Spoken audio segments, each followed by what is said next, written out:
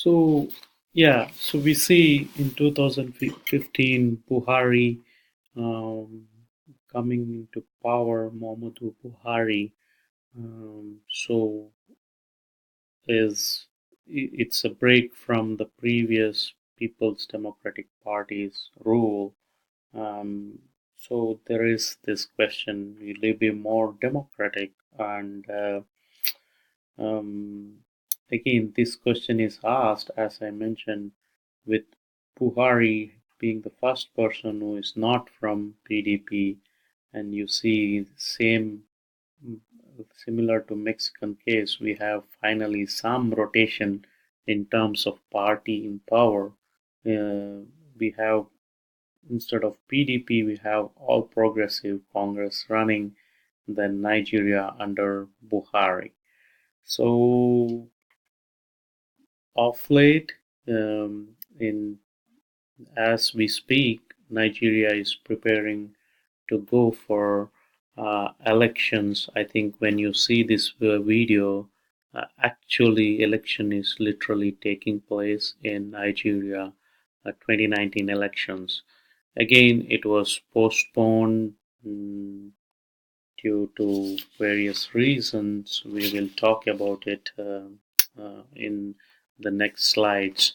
But um, that's the up to date. There is end of Buhari's term, so he's running for the second term, and elections are being held as you watch this video. A live election is going on in Nigeria, which is supposed to happen on 23rd. It's got postponed, and we will talk about it in the next slides. What's happening? But it was supposed to happen. The election was supposed to happen on February 16th, and it got postponed to February 23rd, which is like today as you are watching the video. Anyway, so that's the up to date. That brings us to the up to date on Nigeria. But again, the text did not critically evaluate the Nigerian case, so there is also another assigned reading for you to go through, and that is the reading by Kendamar, who wrote an interesting article on Nigeria. Um, and before we go into this, is Muhammadu Buhari, who is the current president as of today, and he's running for the second term. As we speak, there is a election going on, so we will see whether he will continue to be the president or Nigeria gets a new president. So coming back, as I was mentioning, there is another reading which I was assigned by article by Kendamar, who wrote an interesting article on Nigeria from which we can draw some important insights. So the major question is, are we really are that he tries to address in the article is Nigeria really moving towards democracy under Buhari?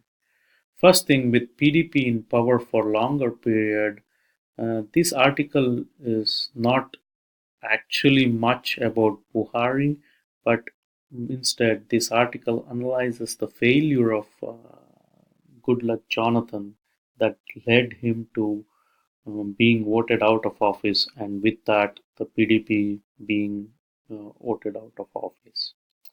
One thing he points out is there is this group, Boko Haram, which closely related to Al Qaeda, and PDP was simply not able to deal with them, and the unrest and violence that continued under Jonathan undermined the PDP leadership.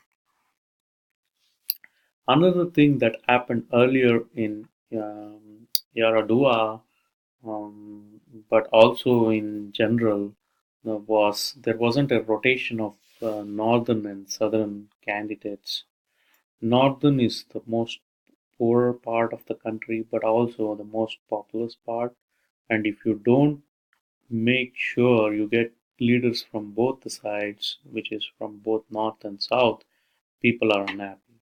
And PDP were favoring south a little bit too much, and they paid for it politically. Uh, Also, while evaluating democracy, we might want to talk about Independent National Election Committee in Nigeria, where there is um, mm, this came into existence in the background that there is a large scale allegations of voter fraud and and and during the election there is voter intimidation and people who are counting votes are having allegiance to one or the other party, and there is a large lack of legitimacy due to the way elections are carried out. And one of the things that um, one of the things that's one of the things that is being insisted is Independent National Election Committee, which tries to create a neutral election monitoring and running of election. Um, Kendammer evaluation is that this has maintained independence and did not align with one or the other ethnic factions or political factions while running elections.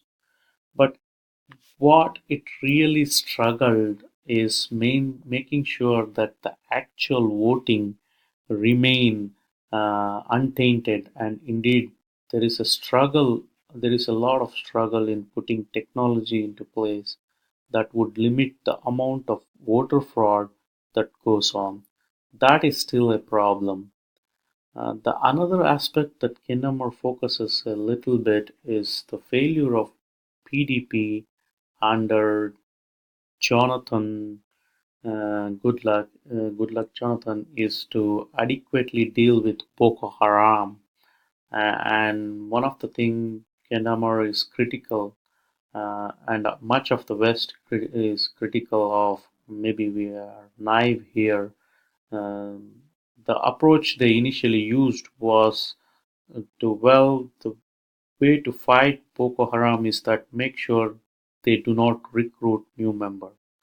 No one wants, if no one wants to be a member of this organization, it will fall apart automatically. So there was a lot of attempts and initiatives to keep youths from being recruited by the Boko Haram. When we talk of youth, we are talking only of young males. This approach of getting them involved in sports or getting them jobs or furthering their education as a means to prevent them from feeling that my situation is hopeless and maybe I want to embrace my religious identity more strongly to the degree of joining Boko Haram.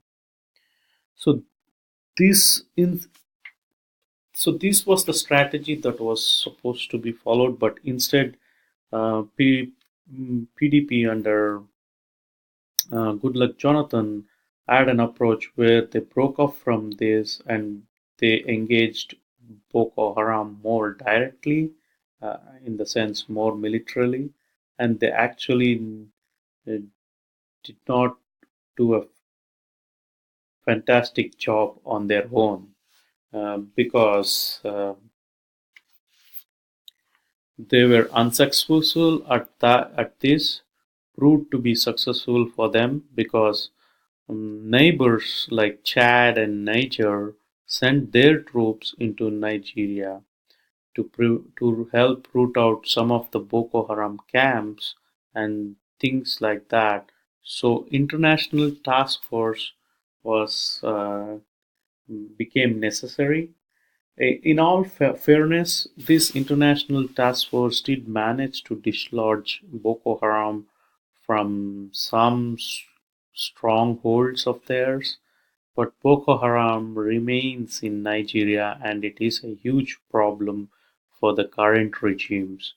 So, and of course, it has become a world famous for all the bad reasons, with the kidnapping of Chibok girls, which is still being, some of them are still being held captive, and that begs a larger question like how in any conflicts it's the vulnerable and weak are always the ones suffering, and the regime is still trying to deal with Boko Haram.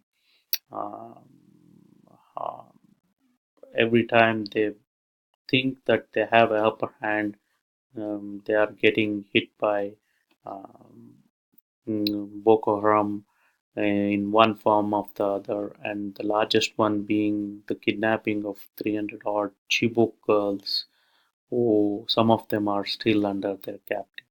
So that presents Boko in that way. Boko Haram still presents a huge problem to the current regime.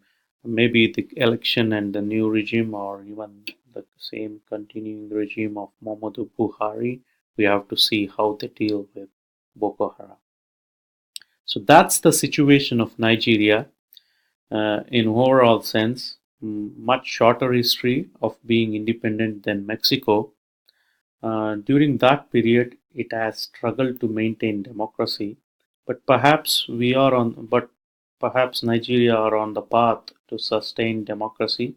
One can only hope so for Nigeria.